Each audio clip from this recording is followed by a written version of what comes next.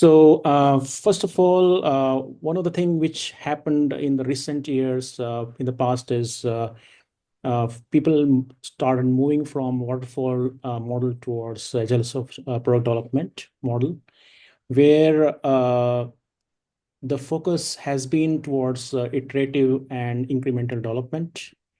And that means instead of delivering something towards the very तुलसी पे आ end, जाते हैं, तुलसी पे प्रो टू तुलसी पे just pro. give me a second. Sorry about that. I think there was some disturbance.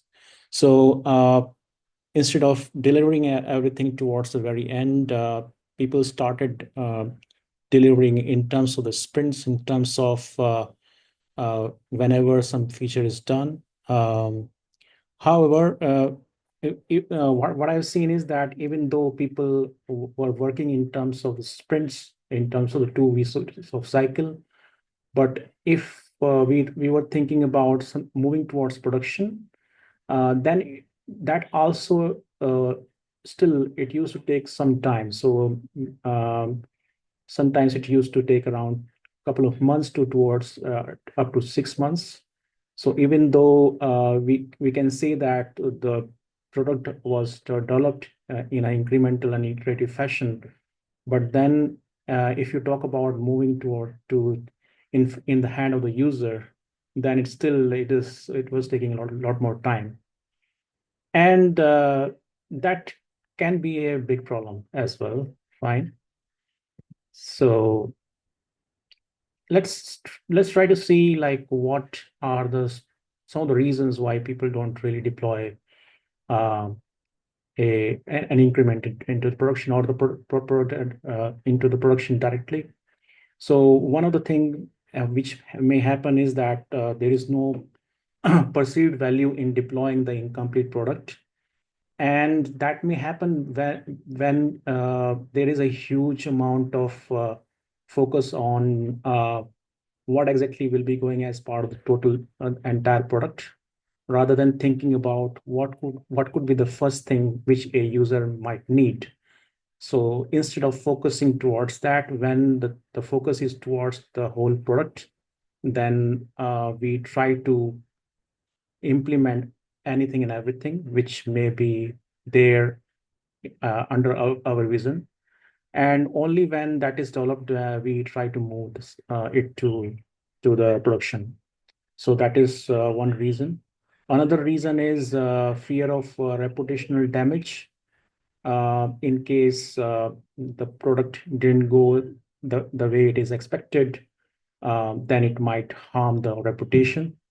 So in that sense as well, what may happen is that instead of releasing it to the huge to the entire public, you can identify the early adopters to whom you want to reach in the initial cycles, and that way you are getting the continuous feedback on your product, and at the same time I mean you are able to see like what I mean how people are reacting towards your product.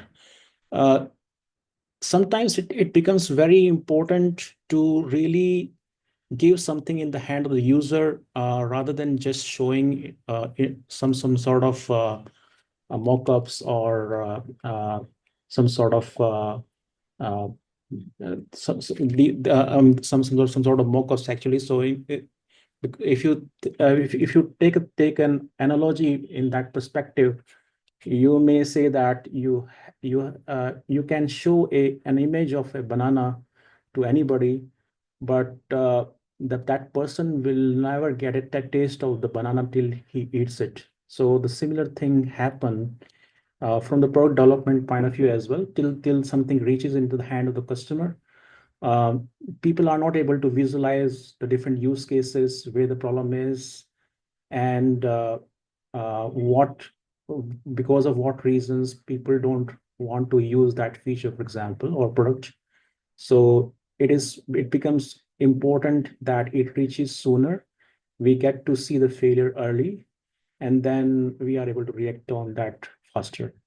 So these two reasons which I mentioned are the ones which can be handled and should not be a problem. But at the same time, there are other reasons which can be valid reasons, like for example, regulatory or compliance concerns, or there may be business or strategic reasons. So regulatory compliance reasons that definitely want to make sure that everything is in your hand before you move to the production or release the product. And as far as the business reasons are concerned, sometimes you have some timing in your mind when you want to launch a product. So those could be reason, and that those can be valid reasons. So let's move forward. If you try to think or try to understand what the research has been saying about it, so let's try to understand that part as from this slide. So there was a research done in the recent past. I mean, not very recent, but in 2013, where a group of researchers collected over 23,000 survey responses around the world, and from over 2,000 unique organizations.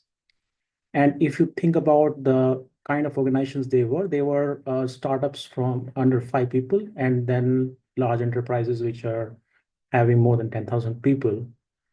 And just to make sure that this study was carried out of continuously for 4 years, every year there was a understand I mean analysis of those results which came through at that point of time. So a couple of things which you can you realize from that study. One is throughput and stability move together. So in case you want to improve the throughput, it is important that stability also goes with that. So stability should also improve, and that is what people also focus a lot, like as part of their DevOps cycle.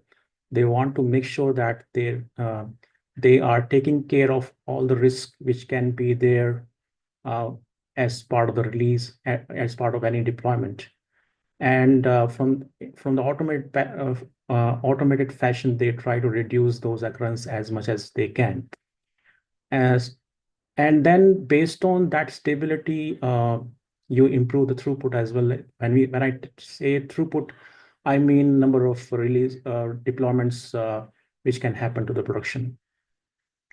So an organization ability to make software positively impacts profitability, productivity, and market share.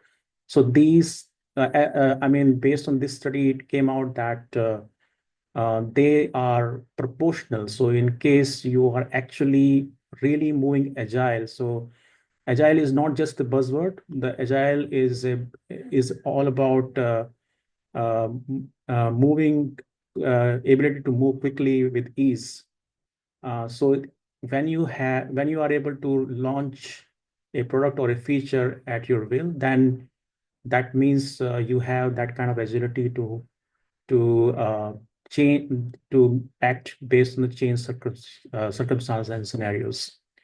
So so as you have stability as well as a high throughput, then it means you are able to move quickly with ease in its literal sense. If you look at the numbers over here, so the high performers versus low performers. So these numbers are very important. So if you see 46 times more frequent code deployment, 440 times faster lead time from commit to deploy, right? So lead time was much faster in that case. Then 170 times faster mean time to recover from downtime. And then the last one is 5 times lower change failure rate.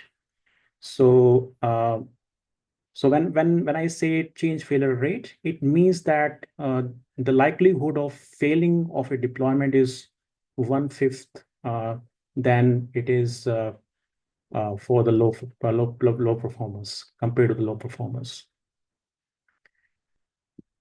So if you see based on this studies, a couple of things which came out. One is the successful measures of software delivery performance. So these are the uh, key indicators which makes a lot of sense. I mean, or they basically came out as part of this study's outcome. And before I talk about these measures, one thing is important over here is that they actually I mean, they are focused towards more towards the outcome or the output. And other important thing is that when we are talking about the outcome, then it is not the localized outcome, but basically the global outcome. So when we say that high delivery rate, uh, it may mean that you are just throwing the delivery over the wall. So that means I mean, the development team moves the delivery to the operations over the wall, and then any problems which may be because of the poor quality is in the hands of the ops. So then ops may come out with a stringent requirement, and there is a clash between the development team and operations. So instead of that, if we are looking at apart from the deployment frequency and change lead time, we are also looking for time to restore service and change failure rate. So these are these are about the speed. The first two and the last two are about the stability of the system. So all four becomes important. So the point is that they are about the global outcome and not just the localized outcomes. So they become important. And just to elaborate on these points, so first point is about deployment frequency. So in the lean term, uh, it is proxy for the batch size. So instead of having a large batch size, the idea is to look for a low batch size. That means instead of a big feature which is going into the production after 6 months of or 2 months of development, you are able to move to the production almost every day with smaller slices. So that is important. Change lead time. If you think about the lead time itself, generally we think about lead time as a time from the time you get the requirement and then you release it to the production. But then in this case, because what may happen is as part of the discovery, there can be a lot more time which goes there. So we are excluding that, and we are taking the time from uh, you start doing the work and then the feature moves to the production. So then the idea over here is that I mean, this change lead time also should decrease as you go. So, and based on this, based on these matrices, which we call as a DORA matrix in the DevOps world, what has happened is that a lot of organizations are taking this as the key metrics. I know a top 10 uh, world-class bank actually who is really focusing on these metrics. And then I mean, these metrics are supported by Agile Manifesto. So when I say Agile Manifesto, it is not really important that what flavor of framework you're using. It maybe it can be Scrum, it can be Kanban, it can be mix and match. But as long as it is, I mean, following the basic foundational element of Agile Manifesto, it doesn't really matter which practice you are trying to use to come out with these outcomes. As you start focusing on these outcomes of high deployment frequency, low change lead time, and high stability, what I've seen is that the rest of the things fall in place in order automatically as well.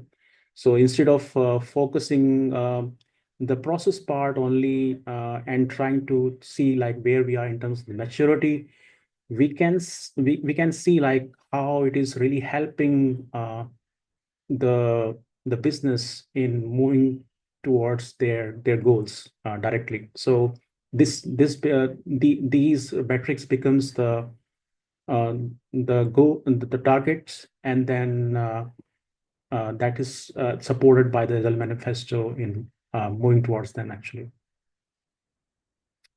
So just to give an idea, I mean, that organization is basically looking for at least one release per person per week uh, in that bank. So that means there needs to be at least 10 releases or 10 deployments to the production uh, within a week in case if you have a team of 10 people.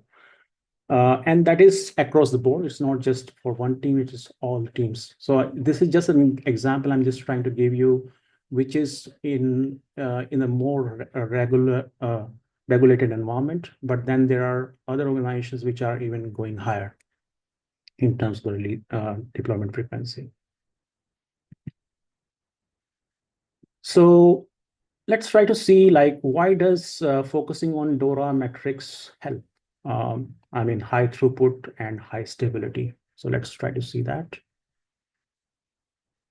And we are trying to see it more from the business perspective, on the product perspective. So if you see that a lot of time from the product development point of view goes into the discovery in which we try to assess what exactly the user might need, uh, how we can enhance the user experience.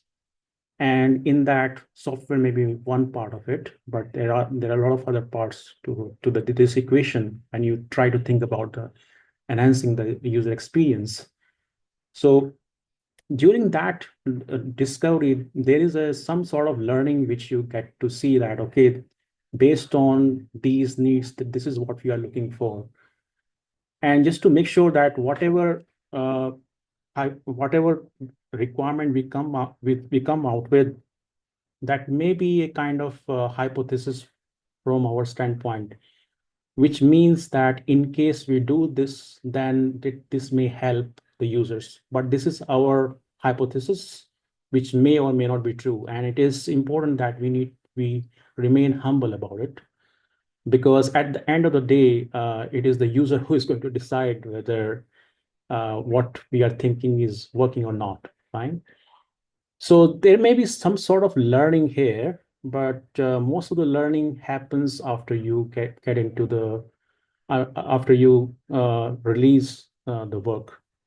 There may be very little learning over here. Fine. So after you release, then you may have some sort of measurements which assess whether the hypothesis you had actually I mean, delivering the results which you intended. And in case it doesn't really work, then you go back again and then, uh, go with the cycle of the build, measure, learn again. So you learn with it, and then you make the changes in the way you were thinking, and continue to move towards your product goal. Now, if you see that, if I mean, there is a bit of very little learning over here, because in case you are building something for a couple of months, then it remains just an inventory, because until somebody uses it, you see that there is no value to it. I mean, that is very important point which I discovered that generally the value comes only when somebody starts using it, or a feature is used or is helpful in enhancing the user experience. So in case it is just sitting idle, or somebody is really working on it, that's all, and it's not, nobody is using it, then it may remain inventory and maybe waste in the lean terms. So what we want is we want to reduce this sort of waste, and that is where we want to go learn faster, and that is why we want to shorten this development cycle, and that is where moving faster to production makes a lot of sense. Fine. Now, another point which becomes important here is the idea of the risk. So generally, what we have seen is that many times people uh, may be working on a product for some time, and then when I say sometime, that means around a month or so, and then a release. Uh, I mean, time comes, and then people may be spending day and night just to go to the production release. And because so if you see that occurrence or those occurrences, they remind you the same talk which we have from the continuous integration. Continuous, that is about if it is hard to do something, uh, you are not doing it often enough, fine. And the second thing is if delta is small, so is the risk. So in case you are doing if you are finding it very hard to move to the production, then it means that you are not doing it often enough. That means you need to do it more often. That is one. And that will, as soon as you reduce that delta, then the risk will also reduce automatically. So the same philosophy can be applied here as well. So when you have the small uh, changes which are moving to the production, then it means that you are reducing the delta and the risk uh, together. So that will help in enhancing the stability which you are looking for any sort of deployment. So this is an important point. If you I mean, combine the two things together. So one is learning faster, and then I mean, reducing the risk. What you realize is that attaining high release frequency is not the goal. Releasing frequently with small increments is a way to deliver a good product. So this is not just for the heck of it. We are trying to go towards the high release frequency. This is the way you are attaining the agility to move quickly to the production with ease, and that helps you, provides you the flexibility which you actually need in the business world. Fine. So it's not just because everybody, from the technical point of view, we need some sort of high frequency, high release frequency, but it actually really helps in attaining your business goals. So if you look at the uh, benefits of the high release, high deployment frequency, so one is that you start getting the feedback. I mean, feedback only you get only when something is in the hand of the user. Fine. You and you are trying to minimize risk, which we have discussed also, because if the delta is small, so then the risk is also small.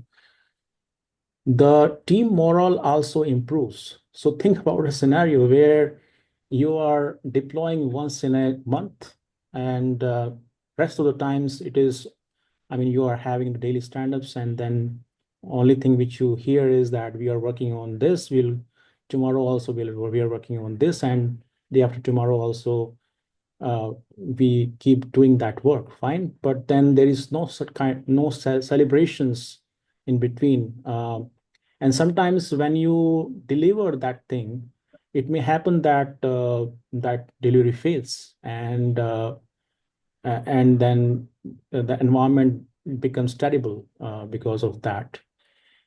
Instead of that, in case you are able to deliver something in the production on the regular basis, you are celebrating much more often than you had before, and automatically that enhances the team morale. Another important thing is improved trust with the customers. So think about a situation where uh, you are interacting with the customers on the regular basis. As soon as some problem happens, then you are there, you are able to fix that, versus you come once in a while. And then in that case, customers also think that, okay, that ID team is a kind of black hole where things go, but we don't know when it comes back. Versus there is a good amount of responsiveness in terms of getting the results on the regular basis, even if it is small one, but then there is a continuity in terms of the collaboration and communication. So that helps in improving the trust. They are able, they try to help as much as they can as well in that situation. I mean, as they have more trust. Fine. So let's try to see why some teams have low release frequency. Apart from the business reasons, which I just mentioned before, let's try to see some sort of technical reasons as well. So one is the long-running feature branches. So it may happen that there are certain teams which are which have long-running feature branches. Sometimes they may be running for a couple of months. As soon as you have those feature branches and you start merging them to the master, then you have a lot of problems. So if you see that you have the big merges, then you have the associated conflicts because of them. You have integration and functional issues, and you name it, like everything which you face as part of release chaos, which you start having that when you have big release, a big merges getting into the master. So big changes to the code base translate to the big risk. As I said before, if the delta is large, then so is the risk. So here the risk becomes bigger.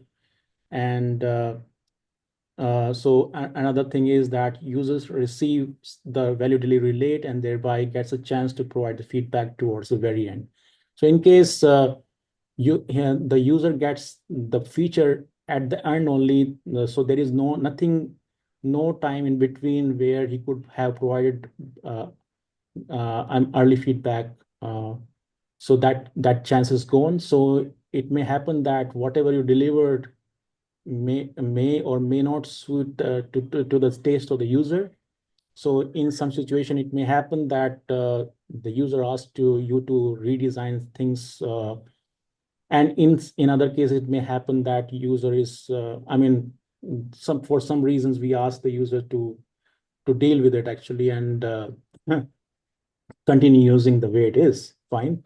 So in that case, there is you have low user experience, or and so in both cases it doesn't really help actually. So in case you are able to move quickly early in the game, then you can fix them without much problems actually.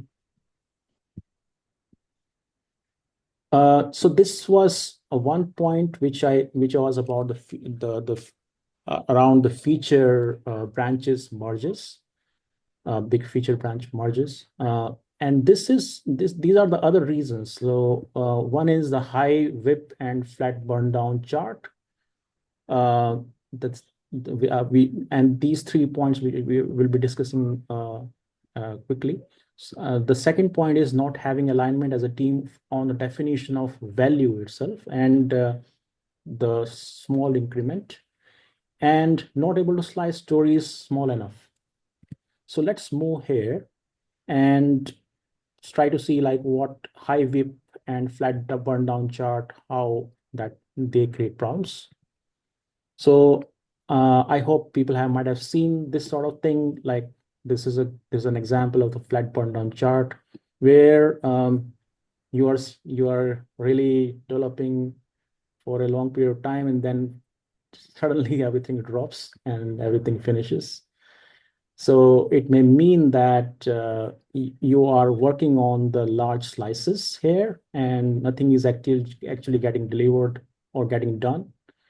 Everything gets done all of a sudden here, and which may create a risk in terms of the quality, because it may happen that there is not enough time to assess the quality, I mean, clearly, and that may create problems.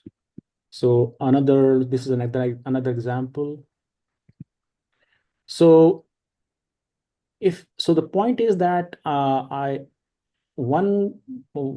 these are the symptoms like of what may be happening in the team. So one of the symptom may be that the slicing is not really happening properly. So we will talk about it a little later. And the second thing is that may be happening is that the team is not working as a team. So it may happen that and it may be quite I mean obvious in many situations where everybody is taking a user story or a task, and then they are working alone. Fine. So there are 5 people, so everybody is working on one story and they are trying to make it work. So it may happen that those stories are large and they are not collaborating together. So when the collaboration doesn't really happen, so then everybody works on their own and are not able to finish it faster. So versus a scenario where they may be working as a pair or working as a swarm or working in a mob. So then it may happen that the same thing, they focus on one thing and then deliver it faster. So let's try to see like the possible scenarios, what happens in these cases. So what may happen is like in such cases, the leakage really happens. So leakage, we will talk about the leakage scenario here. So in this case, what may happen is that there are 3 people who are working on the 3 stories. So these are the 4 possible scenarios which may happen. So one is 2 stories are done. One story is done and 2 are not done. This is another one, 2 story done, 1 not done. And finally, all the 3 stories are done. So I'm talking about a scenario which is towards the end of the sprint. So towards the end of the sprint, any of these scenario can happen. Fine. So this is a case where you have the high leakage, where everybody is working alone, and then this kind of leakage may happen.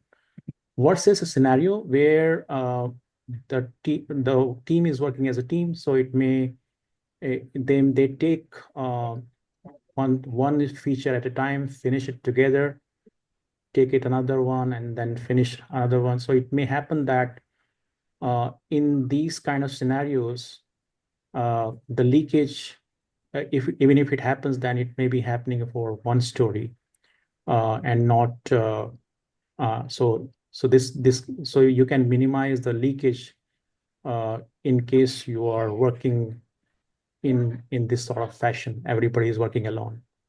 So this can be reduced, right? So this way, in case you work, first of all, you improve the throughput, and secondly, you finish things early as well, because you swarm and work together. So something which may be taking 3 days may take 2 days. So that may happen. So the focus here is that instead of taking a lot of things in the progress, uh, it is important that you focus on finishing more rather than starting more. So that happens when you start working as a team. Focusing whenever there is a stand up, you start looking at what as a team we need to finish today instead of what can we start. So these things really help in that context. Uh, so this is another point which may be a kind of problem. Sometimes we feel that until uh, everything is done, so we cannot really release to the production. Fine. And that becomes a challenge. So in a feature may take 2 weeks. So until everything is done, we don't want to release into the production. So I think I already mentioned that any value from the software feature gets generated only when it gets in the hand of the user, and that user uses it, or it helps the improving the overall user experience. So if it is not doing none of them, then you may see that there is no value of it. So in that context, it is important that when we think about the value, we actually look at what the intent of that feature, software feature, uh, instead of uh, thinking that we just need to create a car, for example. It may happen that the intent at that point of time, or the problem that the user may be facing, is that he just want to go from point A to point B faster, and that may be the intent. So if you don't really understand the intent of that feature, what may happen is that you just focus on creating the car from the beginning. And when you create that car, then only thing which you are doing is that you're just trying to assemble the car. And till the car is complete, then I mean, in between, nothing, no value is given to the user, versus a scenario where you actually understand that the intent here is to move from point A to point B. So in that case, you may start with something with which the user can start, and then gradually you start providing more value to the user, and you continuously keep thinking like how to improve the user experience.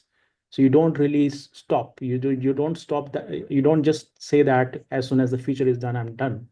You keep thinking how to improve the user experience, and that then you may come up with some better ideas. So some features which a user may be using may be obsolete after sometimes, and you may replace with some better one. So as you know the intent of the feature, then you can build incrementally or and iteratively with each iteration or increment is giving the value to the user. So that becomes very important. Another problem is which may happen is like when you're working with multiple teams, this can be a big issue. So what may happen is that instead of so let's say, for example, there is a team. You have two teams. One is a front end team, and another team which is creating a microservice.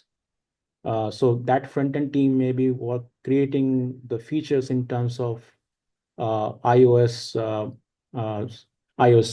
uh, feature and Android features. And then behind the scene, there are microservices which are working together.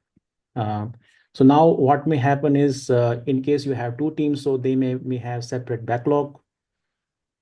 So even though they are working in terms of sprints, they are working in terms of the iterations. But what may happen is that because of separate backlogs, some may be creating this, another may be creating this, and by the time you try to join them together, then you find that you may be missing this and that. Fine.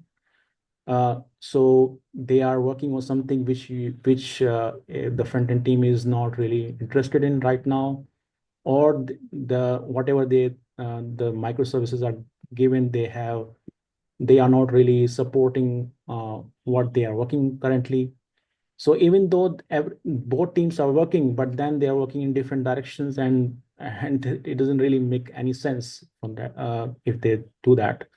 So instead of that, if they actually focus on looking at the user's journey together and just focus towards that and completing that. So in that case, let's say, for example, they just focus on uh, creating just the sketch of the feature or bare minimal of that particular feature. So that may entail some changes on the front end and some changes on the back end. So they just finish that together instead of completing the entire feature from the front end and back end point of view and then try to join that together. They just take one use case, which is the first possible use case, the bare minimal use case, and just complete that together, give it into the hand of the user, and they keep doing the same thing of iteratively. So that is much better versus thinking that they are working in agile and then uh, in the iterations and they will do some sort of integration later. So that doesn't really help. So that is not agile way of thinking as well. So that also happens because of that. You are not able to move quickly to the production deliveries. This is important one. So when we say that, I mean, we want to wait till everything is complete, there is a kind of misunderstanding about like what is valuable and viable.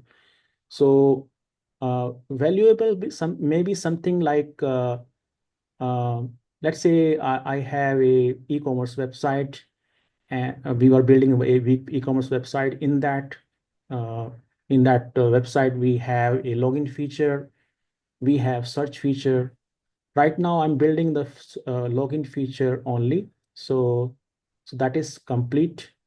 So that is valuable, but may not be viable because just having the login screen will not do any help for the end users. You need the entire flow till everything gets done. But at the same time, uh, it doesn't mean that that particular login feature is not valuable. The same thing happens when you slice that login feature even further. Fine. So even though you want everything in the login feature which you're looking for, but then at the same time, you can further slice that login feature into smaller slices, and each can be deployed onto the production uh, quickly. So in the couple of days, you can build a login which is just based on the user ID password. Then you can add another slice which is based on the social ones and things like that. So it is important that instead of delivering everything towards the very end, we can deliver into the smaller slices, which becomes important. And in that case, what generally helps is the feature toggles. So you can deploy uh, your your smaller slices onto the production, but they may not be visible to the end user, or they're not public yet. So that way, what may happen is that you are releasing smaller slices, reducing the risk. But then when you are confident, then you want to release it to the rest of the world, then you can do that with the feature toggles. Other point is also like when you start thinking in terms of the intent of the feature, then you are able to think that even the smaller slices can provide the value to the user. So instead of completing everything towards the end, you can still deliver and provide the value to the user. So this distinction between the valuable and viable is important when you start thinking in terms of those smaller slices.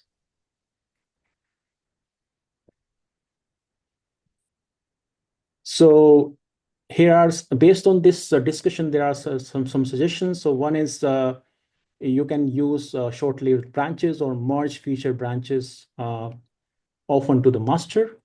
The second is that you need to, yeah, Raj, you're saying something? Sorry. Okay, so instead of, I mean, this is important one. So instead of having a product-centric thinking, which is where the product is in the center of everything, you may want to bring the customer in the center of the whole universe. So whenever you are having a discussion, the focus can be towards how to improve the user experience versus how the a product can be suitable for the end user. So this is customer-centric thinking versus product-centric thinking. So that becomes important. Collaborate as a teams and work towards delivering smallest possible slice which add value. So instead of having uh, front-end feature and back-end feature separate, you want to focus on the entire vertical slice together. So that becomes important. And in many cases, the user story slices emerge as we know more about the code. And you get to see these slices in addition to the identified ones. So if you look at the prerequisites of the high frequency deployments based on this discussion, one is, first of all, understand who the user is. So that is user-centric thinking and her pain point and the problem. Don't expect the solution from the user, because in that case, it may happen that the user may just want a faster horse versus, because the user may not know what actually he wants, but he may know about the problem statement he has. So the solution is the job of the team to come out with the best possible user experience. Understand the intent behind the user request. So instead of building what the user is saying, try to understand what exactly the problem is. What is the problem statement? Try to love the problem rather than the solution. And as you start loving the problem, then you start finding better and better solutions towards it. Client and business needs to understand the idea of iterative approach. So it becomes very important that business also understands why and how the frequent releases are going to work and how they're going to help. Otherwise, there can be resistance, like why we are not delivering everything and just delivering into smaller slices. And then there has to be close customer collaboration. So this was a prerequisite. In terms of the how, you need to come up with the several solution options. Based on these solutions around the intent, the team and client collaborate and defines the solution which the team is going to implement. And then based on that, you start doing the story slicing. Now, so this is an example like how you see the fractal. So there is a structure inside a structure and inside a structure. So this is an idea of the fractal. The same thing happens here as well. So you can create the mountain with the pebbles. Fine. The same thing happens in the user stories landscape as well. So you may sometimes people say that this is an epic, this is a story, this is a feature. You can just think that them as a small story, large story, extra large stories. Everything is a story or a backlog item, and you should be able to slice them to the nth level. Fine. So So that is the fundamental idea, that that particular slice which you are looking for is a vertical slice. As you can see, that vertical slice means that you have everything working together rather than just delivering the front end part and back end part separately. So even if it is, in this case, even if the cake is, you have a small slice here, a small vertical slice, even then it will give the taste of the entire cake, versus just you just take the horizontal slices alone, a slice alone actually. So this becomes important. So this is an example of a story slice example. So what we want to do is we want to create at least 10 different slices out of this particular problem statement. So the problem statement is very, very simple. So what we want to do is we want to create a retail calculator app. And just to think that you just need to think in terms of a calculator in app in isolation. Don't think any e-commerce website or anything else. It's just a simple calculator. So what it looks for is it looks for three inputs, one output. These three inputs are how many of an item, fine, how many number of items, then price per item, and then what is the state text for that particular item. Then in terms of the output, you are looking for the total price of the order, and that you can include the discount based on the value of the order, and then you can add the sales tax. So what we want to do is we want to create smaller slices out of for this calculator app, and we want to create as much as we can. Fine. So any ideas from anyone who want to come with some slices for this calculator app? Just one question here, Shrikant. Yeah. Include discount based on value of order and added sales tax. Yeah. Should be input, right? Not an output.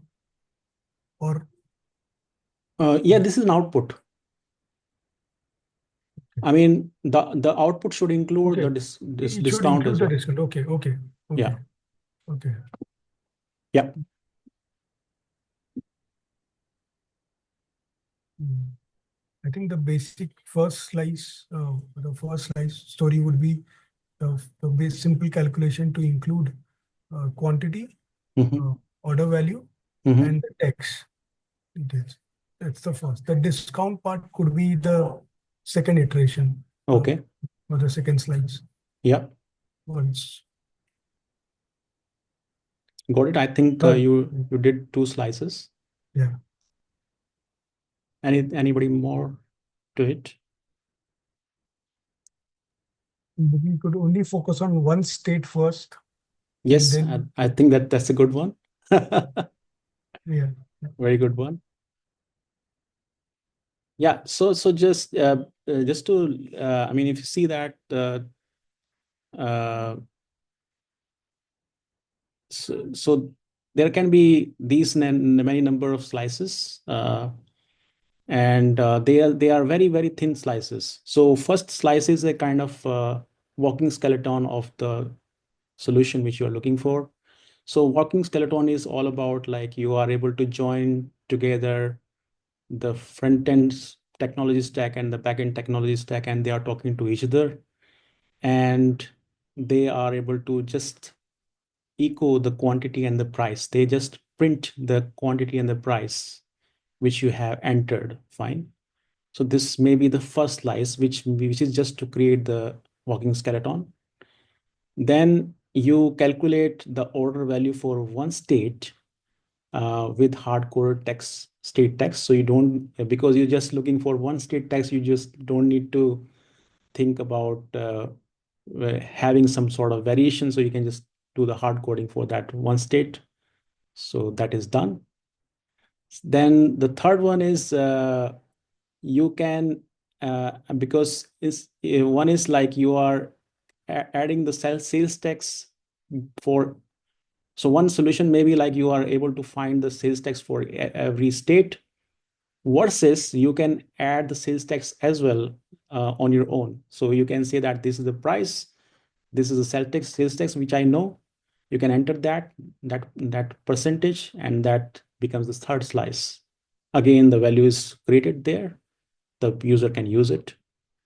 Then you have the support the two states. So instead of having, one of the key idea which I generally look at is that you start with one, and then you start working for more. So that helps in the slicing front. So then you start supporting the two states, and then that becomes the another slice. Then you add the three more states which you're looking for. Then you start focusing towards the discount.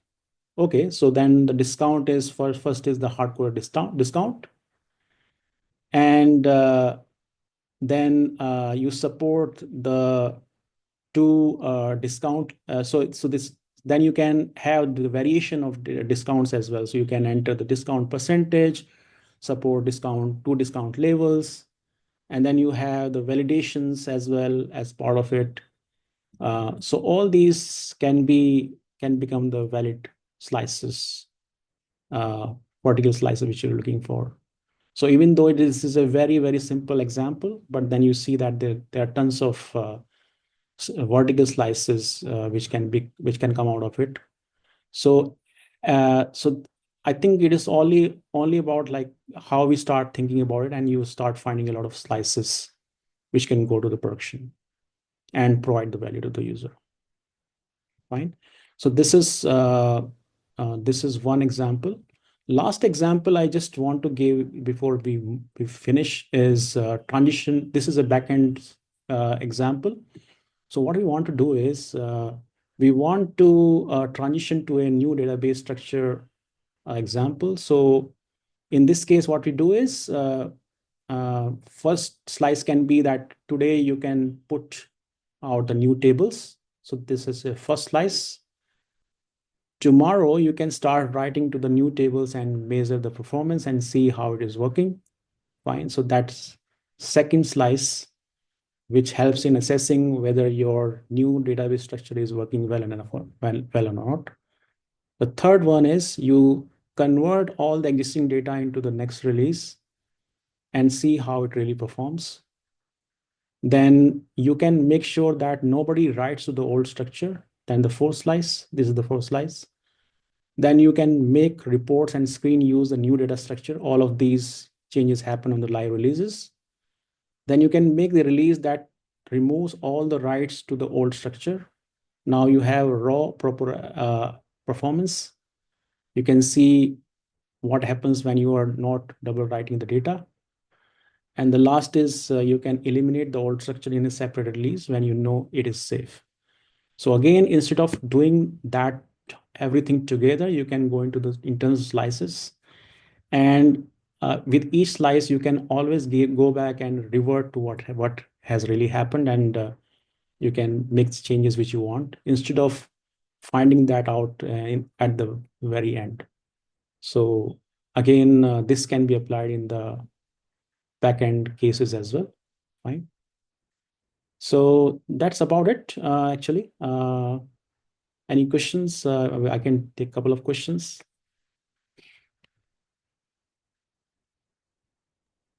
Hello. Hi, Raj.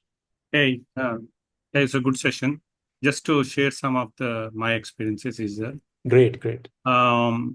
In general, when we start a project, right, on the agile transformation journey in the digitization, right, we do agree that it should be vertically sliced, Yeah. right? But when we start the journey in the beginning of it, when the platform is ready and then we start developing it, our database structures are not ready when we're trying to do the slicing of it. Mhm. So the web front guys, they say that we need to store the data for testing purpose. That database structure is not yet ready. So there is a verticalization kind of piece. There will be a challenge in the beginning. So what we did is that I think most of the companies, they face this when they start the journey. Definitely they face it. So in that case, what we did is that we didn't build the database in the beginning. we started to use the Excel sheet as a dummy database and start pumping the data into the Excel sheet and retrieving it from the database till our MongoDB and Cassandra database have been structured. That's what we did. But initially, it's very difficult to go with the vertical slicing kind of a thing. Actually, what people do is like instead of having the actual database, people also use the in-memory database. Yeah. So instead of completely using that database, you can keep that evolving till you have Correct. some sort of comfort. Correct. That's right. Yeah. But you need to find the balance where that, oh, we don't have that, we cannot develop. No, it's not that. We should go and find some solutions where it will give value for us. The ultimate goal is to continuous value flow is where we need to see how Absolutely. are we deliver continuously value, and that's a viable and valuable solution. What you said is that's what we need to retrospect it. What is the best solution for us we need to do? That's what we should do as a team. Absolutely. It's not just getting busy about this about the work you're doing. It is about actually delivering the value for what you are actually there. Yeah, but for this one, the people who are really working at the ground level is what they need to come up with these creative ideas, not somebody from the top level. Yeah. So Dinesh raised the hand. Dipesh, sorry. Dipesh, yes, that's Dipesh. Thanks. So wonderful session. Like Raj mentioned, very nice, very informative. Two questions, Shrikant. One is with regards to the DORA matrix. The team that I am currently associated with is in between dev and ops, in between the feature teams and the ops teams, kind of DevOps team, or it's a blend of platform team and a DevOps team. So certain things are somewhere, certain things are somewhere. This is a mix. Now in this situation, if there is a work that comes in, how do I slice the stories? Right. So actually, what I can slice. I can do is like we can maybe discuss it offline.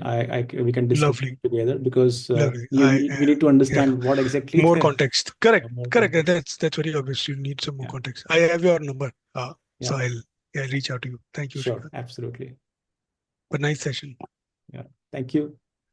Anybody else? Okay. So I need your help with DORA matrix, right? When we connect, Shrikant, I'll block your calendar, but we can talk about DORA matrix as well. That is very interesting. Sure, absolutely. No problems. Okay. Thank you so much for your time. And thank you. Good night, good day, good evening. Have a nice evening, actually. Thank you so much. Bye. Thank you, Shrikant, for taking We'll get the recordings. Yes, absolutely. Lovely. Yeah, thank you. Thank you, guys. Thank you. Thank you.